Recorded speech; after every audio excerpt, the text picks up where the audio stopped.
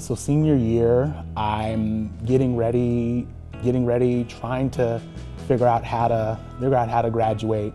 And over the summer, I'm working as hard as I can, trying to figure out how to get ready. And as soon as senior year hits, it feels like I'm already down to square one. And this is regarding my discipline, my discipline at the time, my instrumental discipline at the time in music. And I had suddenly dropped back to square one. One of the biggest, I would say, rites of passage for any music major is to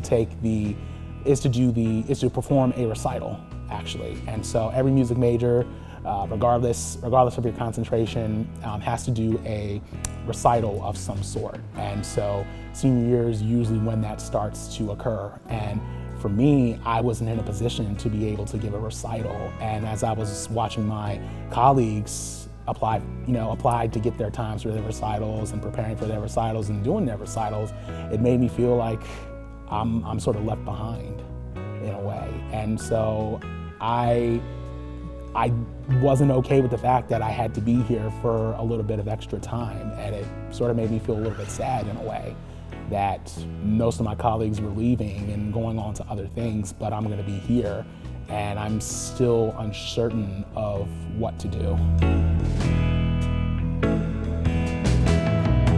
I came up with this theory that, okay, maybe I am not a trumpet player. Maybe there's something I'm missing. And so here's the thing, I had the talent inside me. It was there, but it just wasn't being used in the right way. And one of the things that I learned recently is about the definition of a weakness.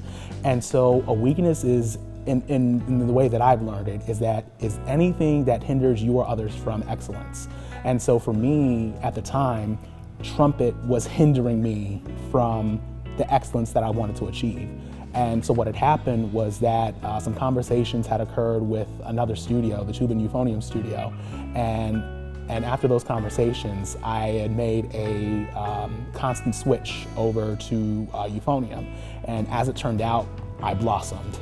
I was in the right place. I was flourishing beyond measure, and it was because I was focusing in an area of strength. And that's something that I've learned through the experience, is that we have to find out what we're naturally good at, because when we focus on what we're naturally good at, that allows us to become even better. When it comes to weaknesses, though, we have to find a way to aggressively work around them. And so being a part of the tuba euphonium studio, getting accepted into the studio, and then and mind you, it takes about 4 years to master an instrument and to be able to give a recital. I did it in a year and a half.